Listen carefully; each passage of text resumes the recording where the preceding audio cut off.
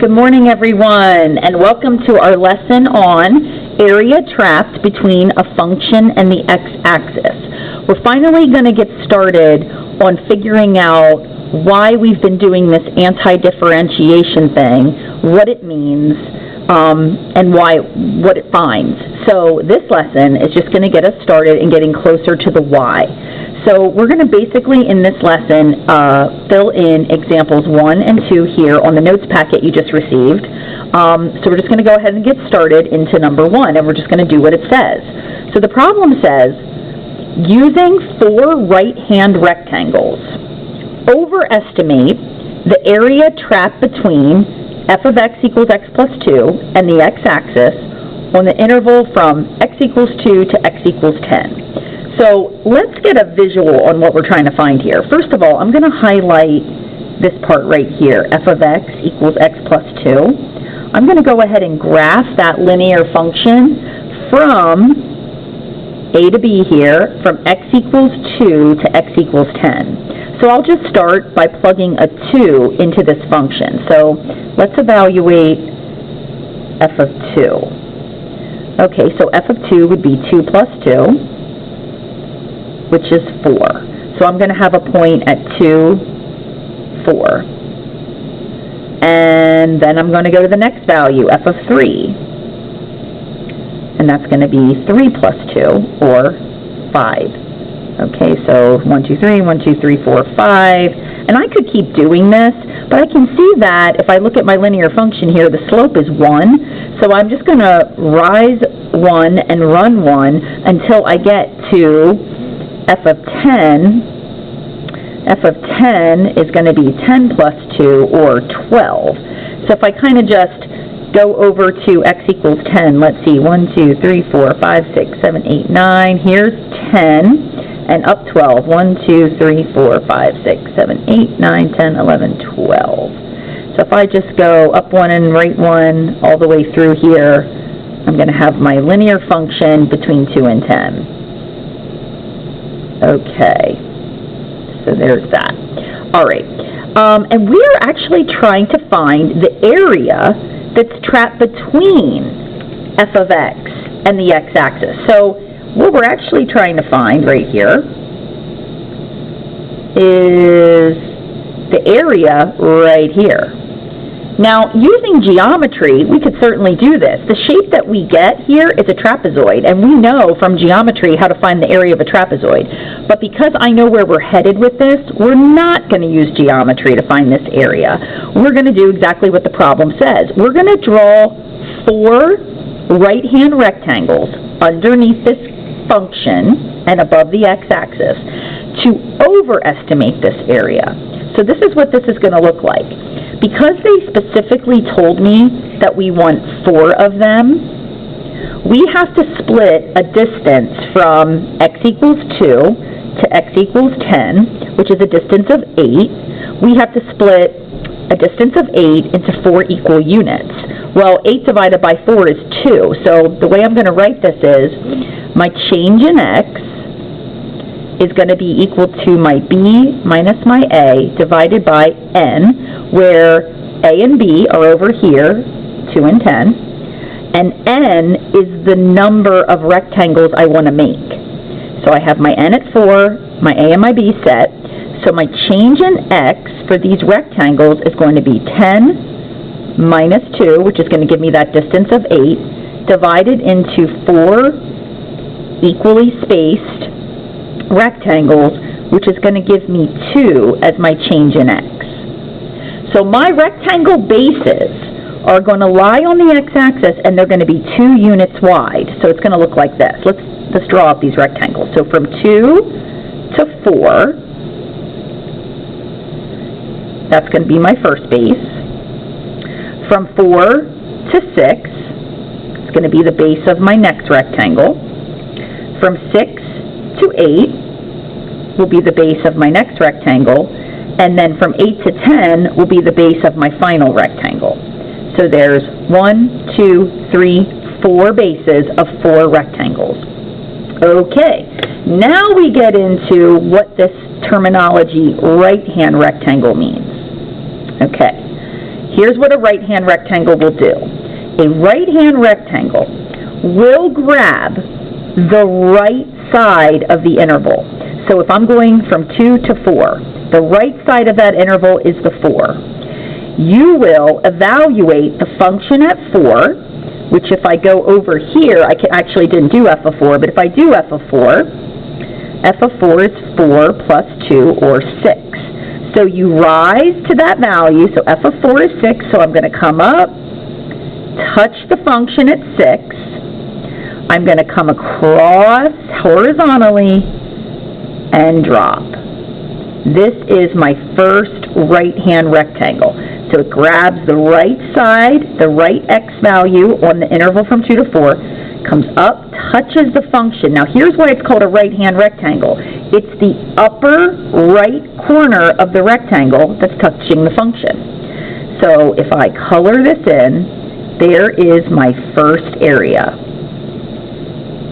Now you can see why it's an overestimate, because you can see this part right here of the rectangle is coming over top of the linear function, and so my area is going to be a little bit too much.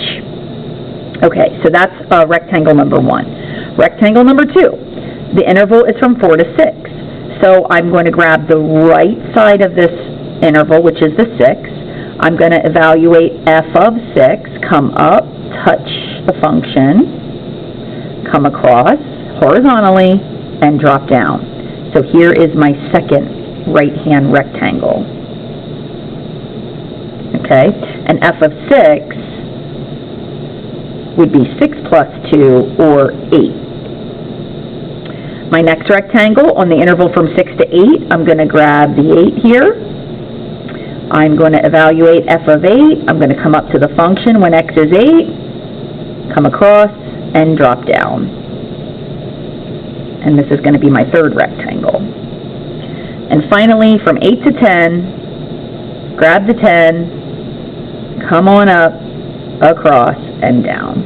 So what you see here now is an overestimate of the area trapped between this linear function and the x-axis. You see I have the entire trapezoid filled in, which geometry would have done, but I have a little excess baggage here. I'm a little bit over the top of the function, which is going to create some error. But now to find the estimated area, this is what I'm going to do. So the estimated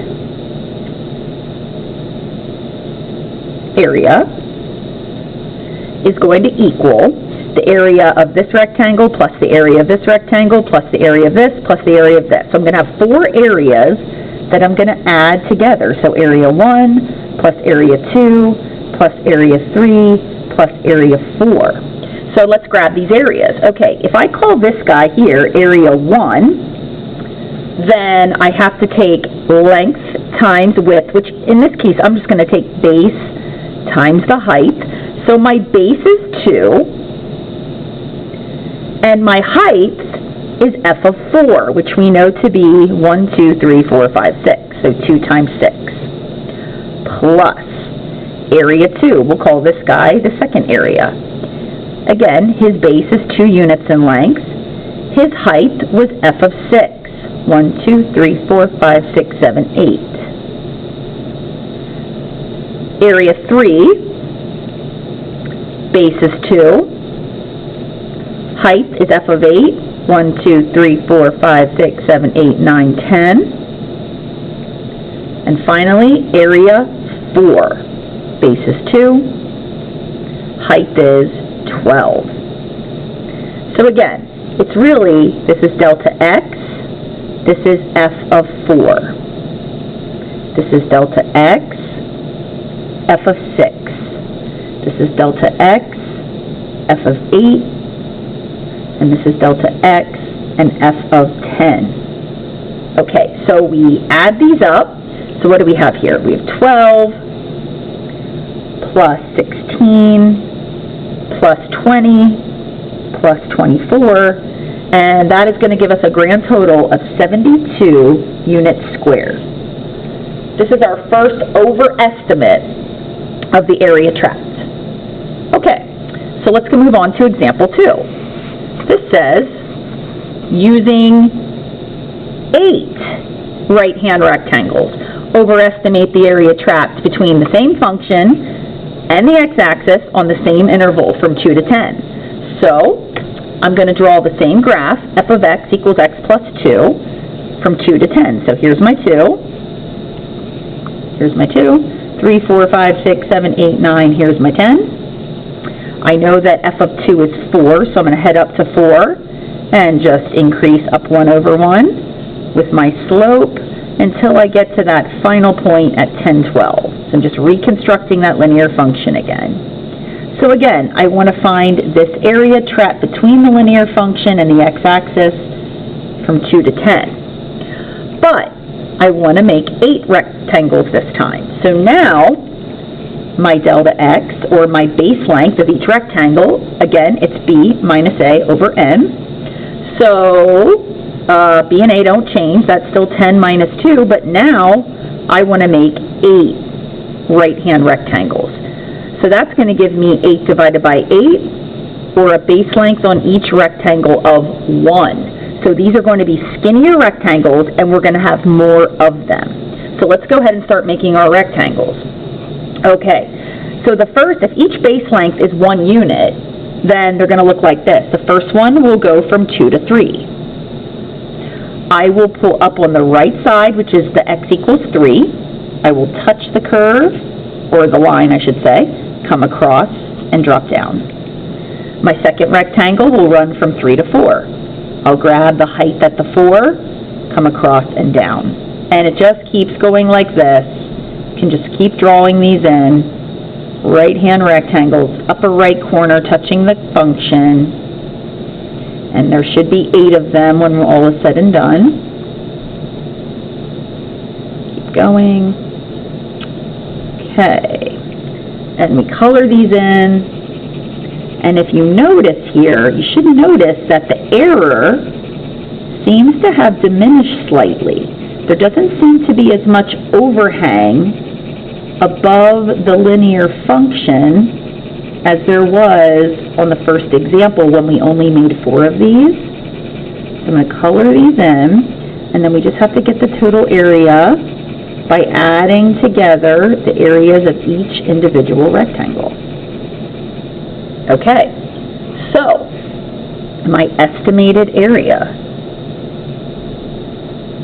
will be, I'm going to actually go vertically this time since I have 8 areas to contend with. So I have going to have area 1, area 2, area 3, area 4, 5, 6, 7, I can squeeze 8 on here. Okay, so all my delta x's, all my base lengths are 1 unit in length. So that's going to be pretty easy. My delta x's are all 1s. So when I go to find base times height for area of a rectangle, they're all going to be 1 times some height. The heights will change as the linear function changes and as we move along the x-axis. So let's start with the height of our first rectangle. That was f of 3. It's the right corner that's touching, so f of 2 has nothing to do with this. F of 2 is up here kind of floating and doesn't even touch the curve. It's f of 3 we want to start with. So f of 3 is 3 plus 2, or 5. Next we go to f of 4, which is 6. And it just keeps going. F of 5, 7, f of 6, 8, f of 7, 9, f of 8, 10, f of 9, 11, finishing off with f of 10, which is 12. So I'm really just adding these values times 1, so they stay themselves. So I'm adding 5 and 6 and 7 and 8, 9, 10, 11, 12. And the grand total of that is 68 units squared. So indeed, if you compare 68 units squared with 72 units squared, you can see that my overestimate is shrinking, meaning I'm diminishing my error. Okay, tune into the next video for the next 2 examples.